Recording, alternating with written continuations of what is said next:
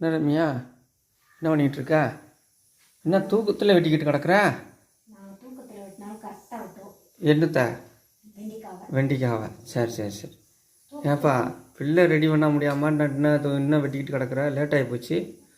தூக்கத்திலே 5 மணிக்கு எழுப்பி விட்டுறீங்க. வாழ்க்கையே வெறுப்பாக இருக்குது. 5 மணிக்கு எழுந்திரிச்சு வெட்டுறது. மற்றவங்களாம் பூராமே கரெக்டாக ஸ்கூலுக்கு 8 மணிக்கு போகும்போது அந்த 7:55 எழுந்திரிச்சு வெட்டுவாங்களுக்கு காய்.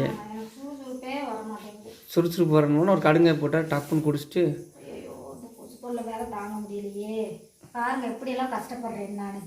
கொசுலையும் மழையிலையும் புயல்லையும் வெயில்லையும் நானே ரத்தம் இல்லாம தெரியுறேன். இது வேற பாதியை குடிச்சிட்டு போயிருது. பாதி குடிச்சிட்டு போயிருதா? ஆமா, நான் என்ன பண்றது?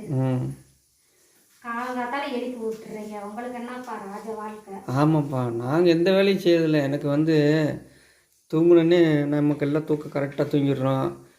நான் வேலைக்கு போகிறதில்ல, எல்லாம் நீங்களே பார்த்துக்கிறீங்க. நீங்கள் என்ன லேட்டாக எழுந்திரிக்கிறீங்க, ஜம்முன்னு குளிக்கிறீங்க, வேலைக்கு போகிறீங்க. ஆமாம், நாங்களே சோறாக்க, குழம்பு வைக்க, பாத்திரம் விளக்க, துணி துவைக்க. அப்படியா? வேற இல்லை, வெறுப்பாக இருக்குது. அப்போ எல்லாரும் வீட்லையும் பண்ணக்கூடாதுன்னு. அப்புறம் எல்லார் வீட்லையும் இந்த மாதிரி செய்ய மாட்டாங்க. அவங்களாம் பூரா படுத்துக்கிட்டே இருக்காங்க.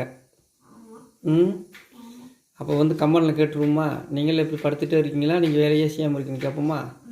எல்லாரும் இதே வேலை தான் செய்வாங்க. அவங்களும் ஹெல்ப் பண்ணணுமா? சரி, நான் ஹெல்ப் பண்ணுறேன்.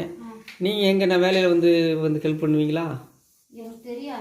அதே மாதிரி தான் எங்களுக்கு தெரியாதுன்ட்டு ஒதுங்கிடுவோம்னா. எனக்கு இந்த மாதிரி வெட்ட தெரியாதுன்ட்டு ஒதுங்கிற வேண்டியது. ஒரே வேலை. அப்போ நீங்கள் எத்தனை வேலை செய்கிறீங்க?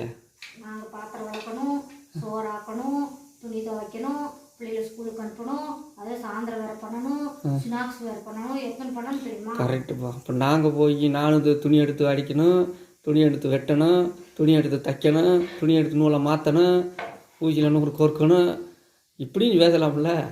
எல்லாம் செய்கிற வேலை தான் செய்யுதுப்பா. பாராட்ட மாட்டேறீங்க, சும்மா உட்காந்துருக்கீங்கன்னு சொல்கிறீங்க. சரி விடுங்க, நான் சொல்லவே இல்லையே, நீ ஏன் நினச்சிக்கிறத? அப்போ நீ என்னை அப்படித்தான் நினைக்கிறேன். நீங்களும் சும்மா தானே இருக்கீங்க சொல்கிற மாதிரி சொல்கிறீங்க. நான் தூங்குனாலும் கரெக்டாக வெட்டுவேன் காய். நீங்கள் தொலை பேசாதீங்க. பேச வேணாமா? தூங்குனாலும் கரெக்டாக சமையல் பண்ணிடுவேன், கரெக்டாக காய் வெட்டிடுவேன். ஆனால் சமையல் வேலை நடந்து 5 மணிக்கு எழுந்திரிச்சிங்க. மணி இப்போ 6:30. சோறு குக்கரில் வேகிறது, அது ஆட்டோமேட்டிக்காக சவுண்டு விட்டுரும். வச்சோன்னே காயத்தான் வெட்ட போகிறீங்க. இந்த பார்த்துதே பேசாதீங்கன்னு சொன்னேன். குக்கரில் வச்சோன்னா வெந்துரும்னா நீங்கள் ஒரு நாளைக்கு சோறு ஆக்கி பாருங்க, அப்போதான் தெரியும். நான் சொல்கிறது அரிசியை கழுவி உள்ளே போட்டு உப்பு போட்டோன்னே அது சவுண்டு கொடுத்துருன்னு சொல்கிறேன். மற்ற காய் வெட்டுறீங்க. இந்த ஷோ மறுபடியும் பாடுறான்.